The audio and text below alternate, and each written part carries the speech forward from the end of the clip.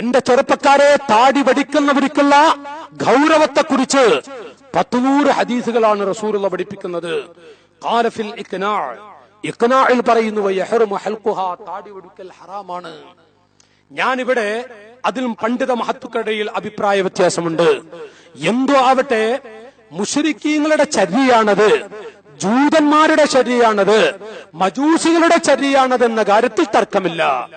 താടി വടിക്കല് ജൂതരുടെയും ക്രൈസ്തവരുടെയും മജൂസികളുടെയും ചര്യയാണെന്ന് എന്ന കാര്യത്തിൽ തർക്കമില്ല. അതിൽ ഇജ്മാ ഉണ്ട് എന്ന് വരെ പണ്ഡിത മഹത്തുക്കൾ വിവരിക്കുകയാണ്. 10 ലക്ഷം ഹദീസ് മനപ്പാടമുള്ള അഹ്മദ് ബിൻ ഹംബൽ റളിയല്ലാഹു അൻഹു അബൂ ഹുറൈറ റളിയല്ലാഹു അൻഹുവിനെ തൊട്ട് റിപ്പോർട്ട് ചെയ്യുന്നു, ഖാല റസൂലുള്ളാഹി സ്വല്ലല്ലാഹു അലൈഹി വസല്ലം അഅഫുൽ ലിഹാ വജുസ്സു ശറാ വജുസ്സു ശവാരിബ്. താടി വളർത്തു മുസ്ലിമീങ്ങളെ, മീശ വെട്ടു മുസ്ലിമീങ്ങളെ, ദീനിന്റെ മക്കളെ നിങ്ങൾ മീശ വെട്ടിക്കളയണം, താടി നിങ്ങൾ വടിക്കുകയും ചെയ്യരുത്.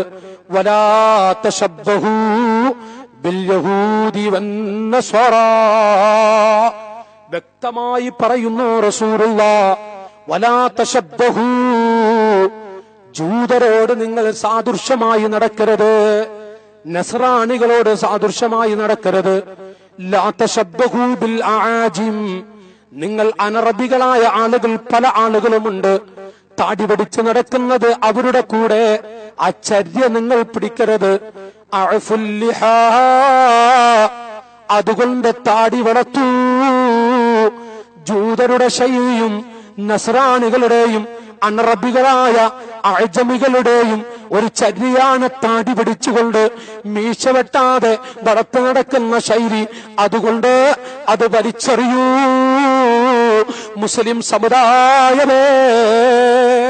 സുബ്ഹാനല്ലാഹ്, റസൂലുള്ളാഹി പറഞ്ഞ ഹദീസുകൾ കഴിയുന്നില്ല. അബ്ദുല്ലാഹ് ഇബ്നു ഉമർ റളിയല്ലാഹു അൻഹു തൊട്ട് റിപ്പോർട്ട് ചെയ്യുന്ന ഒരു ഹദീസ് കൂടെ വായിക്കാം.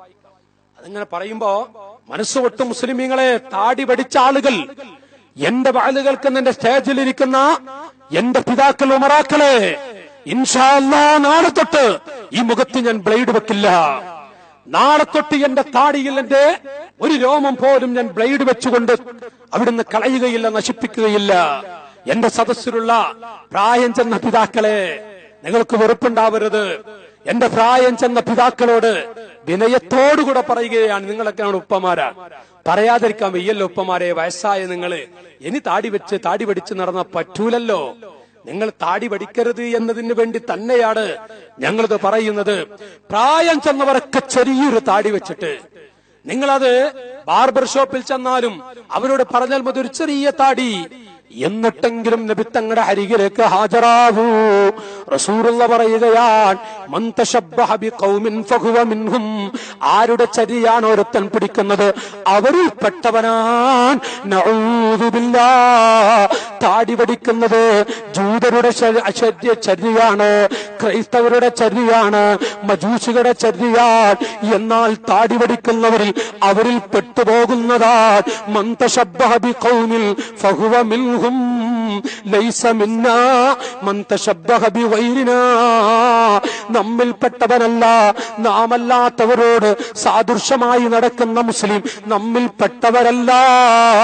അതുകൊണ്ട് മുസ്ലിം സമുദായമേ, ലാ തശബ്ബഹു ബിൽ യഹൂദി വലാ ബിൻ നസ്വാറാ, ജൂതന്മാരോട് ക്രൈസ്തവരോട് സാദൃശ്യമാവരുത്. അവരോടെങ്ങനെയാ സാദൃശ്യമാകുന്നത്? അവരോടെങ്ങനെയാ അവരുടെ ചര്യ എന്താകുന്നു? അവരെ താടി പഠിക്കുന്നവരാൻ, അവരെ താടി വളർത്തുകയില്ല. അതുകൊണ്ട് ചെയ്തു പോകരുത്, സൂക്ഷിക്കണേ നിങ്ങൾ. ജീവിതത്തിൽ താടി പഠിച്ചു പോകരുതേ നിങ്ങൾ. ഇത് പഠിപ്പിച്ചു പോയ കാരുണ്യത്തിന്റെ മുത്ത് മുഹമ്മദ് മുസ്തഫ സല്ലല്ലാഹു അലൈഹി വസല്ലം.